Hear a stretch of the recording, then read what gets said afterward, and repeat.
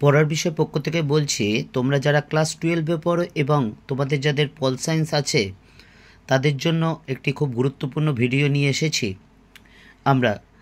তোমরা দেখতে পাচ্ছ যে পল সায়েন্সের যে নাম্বার ডিভিশন আছে 10টা চ্যাপ্টারে, তাতে যে অবজেক্টিভ যেখানে যেখানে আছে, অর্থাৎ দ্বিতীয় অধ্যায়, তৃতীয় অধ্যায়, চতুর্থ অধ্যায়, ষষ্ঠ অধ্যায়, সপ্তম অধ্যায়, অষ্টম অধ্যায়, নবম অধ্যায় আর দশম অধ্যায়, বাকিগুলোতে অবজেক্টিভ নেই।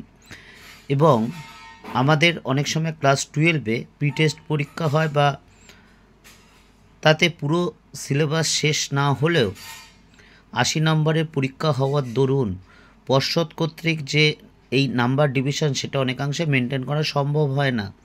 কিন্তু আমাদের টেস্ট পরীক্ষা বা ফাইনাল পরীক্ষা যেটা 3রা মার্চ 2025 থেকে হবে, সেটা এই নিয়ম অনুসারেই হবে। তাই আমরা পড়ার বিষয় পক্ষ থেকে তোমাদের যে উচ্চ মাধ্যমিকে যেই রকম অবজেক্টিভ এই প্যাটার্ন অনুসারে আসে, সেই অনুসারে তোমাদের কোনো নির্দিষ্ট চ্যাপ্টার ধরে দেব না, আমরা সার্বিকভাবে একটা অবজেক্টিভ দেব। তার মধ্যে থেকেই তোমরা যদি পড়ো, খাতায় লিখে যদি মুখস্থ করো, তাহলে অবশ্যই কিন্তু যে অবজেক্টিভ 40 নাম্বার থাকবে, এমসিকিউ 24 এবং এসিকিউ 16, তাতে কিন্তু তোমরা সম্পূর্ণ নাম্বার পাবে এবং তাহলেই তোমাদের যে পল সায়েন্সে একটা খুব ভালো নাম্বার আসবে। তাহলে চলো আমরা অবজেক্টিভ দেখে নিই, যেগুলো তোমরা লিখে খাতায় অবশ্যই মুখস্থ করবে। দেখো, প্রথম প্রশ্ন, ন্যাটো কবে গঠিত হয়? মার্কিন যুক্তরাষ্ট্রের উদ্যোগে 1949 সালে। তোমরা এই যে অবজেক্টিভগুলো আছে, এগুলো কিন্তু কোনো চ্যাপ্টার ধরে না, যেগুলো তোমাদের উচ্চ মাধ্যমিকে আসতে পারে সেগুলোই কিন্তু আমরা কেবল দিয়েছি। এছাড়া আমার এই পড়ার বিষয় চ্যানেলে যে তোমাদের ক্লাস 12-এর হিস্ট্রি, পল সায়েন্স, ফিলোসফি বা এডুকেশন সম্পর্কে আমরা কিন্তু আলোচনা করেছি, বা সাজেশান দেওয়া আছে, বা অবজেক্টিভের প্রশ্ন উত্তর দেওয়া আছে, বা বড় কোশ্চেনের উত্তর দেওয়া আছে। এবং সেগুলো যদি তোমরা পড়ো, আশা করি অবশ্যই পরীক্ষায় কমন পাবে এবং তোমরা এই বিষয়গুলোতে ভালো নাম্বার পাবে। এছাড়া কলকাতা বিশ্ববিদ্যালয় হিস্ট্রি, পল সায়েন্স, ফিলোসফি বা এডুকেশনের আমাদের প্রশ্ন বা সাজেশন এবং উত্তর করেও দেওয়া আছে।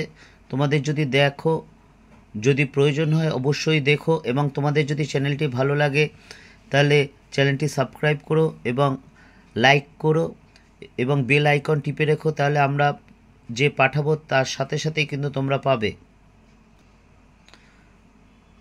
আমরা বিগত বছরে যে এই বছর হলো তার যে সাজেশানগুলো দেওয়া হয়েছে সেগুলো একটু তোমরা দেখে নিও এবং উচ্চ মাধ্যমিকের প্রশ্ন দেখে সেগুলো একটু দেখো কি পরিমাণে কমন এসেছে।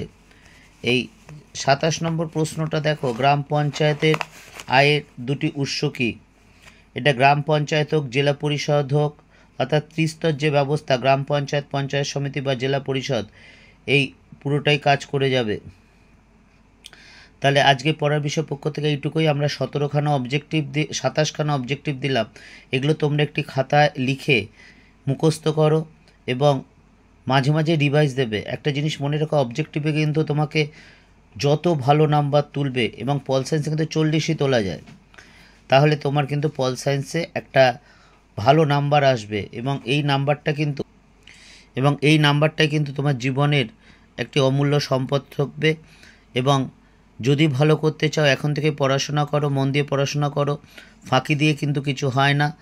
কাজেই পড়ার বিষয় পক্ষ থেকে আমাদের এটাই বলার, এবং তোমরা অবশ্যই পড়াশোনা করবে এবং তোমাদের 3রা মাস থেকে যে 2025 সালে পরীক্ষা, তোমাদের অবশ্যই ভালো হবে। অগ্রিম শুভেচ্ছা রইল পড়ার বিষয় পক্ষ থেকে।